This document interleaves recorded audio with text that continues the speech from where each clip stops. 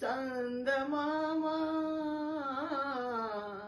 వినరావా నా కథ మామ చందమామ వినరావా నా కథ వింటే మనసు ఉంటే కలిసేవో నా జత మామ చందమామ ఇంటిలోన నేను ఒంటిగాడినై అందరికి సేవలు చేయ రేయి పవలు తిరగాలి లేరు మనకు బంధువులు లేరు తల్లిదండ్రులు లేరు మనకు బంధువులు లేరు తల్లిదండ్రులు నన్ను చూచి అయ్యో పాపం అనేవారు